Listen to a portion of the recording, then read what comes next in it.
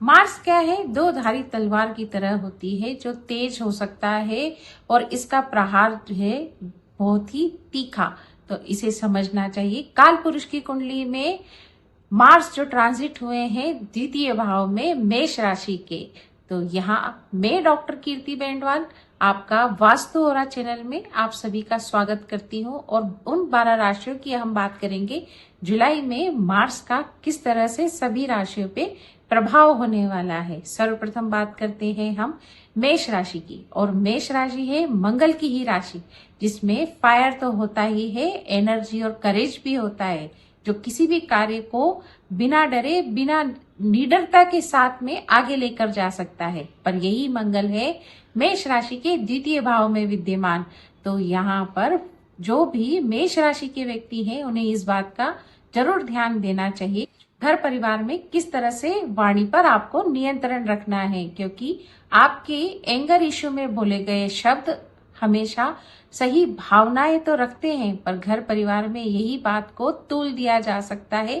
तो आपको अपने रिश्तों को बनाना है, बिगाड़ना नहीं है। तो इसी संभालते हुए आगे लेकर जाना है, आपको अपनी जिम्मेदारियों को निभाना है। ऐसे ही जो सिंगल हैं उन्हें अपने लव रिलेशनशिप में जल्दबाजी करने से जरूर बचना चाहिए। रिश्तों को समय देना चाहिए, क्योंकि ऐसे समय में जल्दबाजी से लिए गए निर्णय आपके रिश्ते की नींव को खोखला कर रख सकते हैं। इसके साथ ही आपको अपने परिवार में कोई भी फिजिकल एक्सरसाइज या परिवार के साथ मिलकर ऐसा कार्य करना चाहिए जिससे कि आप अपनी लाइफ में ग्रोथ कर सके। आपको इमोशनली बाय करने से जरूर बचना चाहिए। इसके साथ ही आपको अपने करेज को मेंटेन करके रखना है, क्योंकि यही करेज जब एंगर इश्यू और फ्रस्ट्रेशन में कन्वर्ट हो जाता है तो कहीं ना कहीं बीपी के इश्यूज भी मेष राशि वाले व्यक्तियों को दिखाई देने लगते हैं। तो मेष राशि वाले व्यक्ति को जब आप सोने जा रहे हैं तो हनुमान चालीसा का पाठ जरूर कीजिए और ईश्वर से ये जरूर धन्यवाद कीजिए कि आज मेरा दिन शुभ गया है और आने वाले दिन मेरे जीवन में प्रगति लेकर आए। अब बात करते हैं वृषभ राशि की, और वृषभ राशि के फर्स्ट हाउस में ही विद्यमान हुए हैं मंगल, और मंगल जो है आपको फुल एनर्जी देने वाले हैं। तो यहाँ आप महसूस करेंगे एक नई एनर्जी का, जो आपको ऐसा एहसास दिलाएगी कि मैं अब इस कार्य को करने के लिए तैयार हो गया हूँ, और आप ऐसा फील करेंगे कि मेरा अपीयरेंस जो है वो ज्यादा अच्छा होना चाहिए, मुझे कुछ ना कुछ एक्सरसाइज जरूर करनी चाहिए जिससे कि मैं दिखने में भी अच्छा दिखूं और मेरा फिजिकल अपीयरेंस पहले से और अधिक अच्छा होना चाहिए। इसके साथ ही आप यदि कोई कार्य करना चाहते हैं या पार्टनरशिप में जाना चाहते हैं, कोई बिजनेस शुरू करना चाहते हैं, तो ये बिजनेस आपको 15 जुलाई से पहले ही स्टार्ट कर देना चाहिए, जिससे कि आप उसे फुल एनर्जी के साथ में कार्य कर पाए। क्योंकि मंगल जो देता है आपको जिद्दीपन और अड़ियलपन भी देता है। तो यदि आप सिंगल हैं और आप अपने लव रिलेशनशिप में आगे बढ़ना चाहते हैं तो इसी जिद्दी और अड़ियलपन को एक तरफ रखते हुए अपने रिश्ते को आगे बढ़ाना चाहिए, जिसमें इस बात का जरूर ध्यान रखना चाहिए कि आपके पार्टनर के साथ में आपके संबंध अच्छे रहे, जिससे कि उसकी इन बातों को प्राथमिकता देना चाहिए कि मैं ये काम नहीं करना चाहता हूँ या मेरी इसी बात को प्राथमिकता ही दी जानी चाहिए। तो इस बात को एक नहीं 2 बार जरूर सोचिए, तभी रिश्ते की नींव आगे बढ़ेगी और मजबूत होगी। इसके साथ ही आपको यहाँ पर अपने पार्टनर के साथ में जो विवाहित हैं उनको साथ में ऐसा ही कोई फिजिकल गेम जरूर खेलना चाहिए, चाहे बैडमिंटन हो, चाहे आप वॉक पर जा सकते हैं, जिससे कि आप दोनों के बीच में एंगर इश्यूज ना बढ़े और आप अपनी बातों को इजीली हल कर पाए, जिससे कि आपके आने वाले महीनों में आपके रिश्ते और मजबूती से आगे बढ़ सके।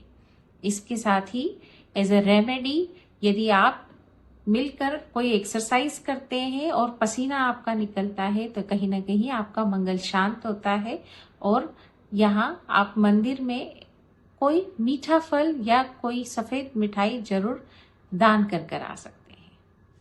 मिथुन राशि के 12th हाउस में मंगल आए हैं, तो यहाँ पर बुध भी वक्री हो जाएंगे।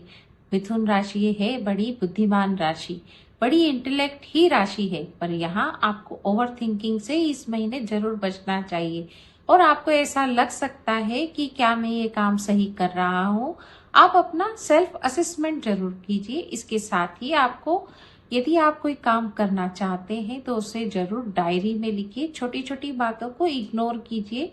इसके साथ ही आपको अपने मन को शांत रखने के लिए अपने पार्टनर से उन बातों को जरूर साझा कीजिए, जिससे कि आपका मन जो अशांत है, बेचैन है, उससे थोड़ी शांति रहे। और इसके साथ ही ओवरऑल मिथुन राशि के लिए ये महीना ठीक ही जाने वाला है। पर इसके साथ ही आपको अपने सेल्फ असेसमेंट पे गौर जरूर करना है और उससे अपने कॉन्फिडेंस को लूज होने से जरूर बचाना है। इसके साथ ही आप ऑनलाइन यदि कोई काम करते हैं तो उसमें नई क्रिएटिविटी के साथ में आप अपने कार्य को आगे की ओर लेकर जाएंगे।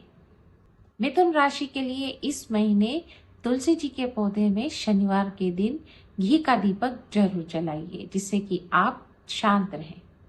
कर्क राशि का बड़ा ही दिव्य समय चल रहा है, क्योंकि कर्क राशि के फर्स्ट हाउस में ही विद्यमान है गुरु, सूर्य और मरकरी। पर मरकरी हो जाएंगे मध्य जुलाई में रेट्रो, और मार्स है उनके गेंस के भाव में। तो कहीं ना कहीं आपके द्वारा किए हुए कार्यों का अब आपको बहुत ही अच्छा पॉजिटिव रिजल्ट मिलने वाला है। पर यहाँ पर सूर्य और गुरु की युति आपको ईगो में लेकर जा सकती है। आपको यहाँ पर अपनी भावनाओं को नियंत्रण करते हुए भावनाओं के उद्वेग को अपने आप में जरूर नियंत्रण करना है, क्योंकि यही ईगो आपके मन मुटाव को आगे बढ़ा सकता है। तो यही अपनी भावनाओं पर ही नियंत्रण करना है और ओवर थिंकिंग से बचना है।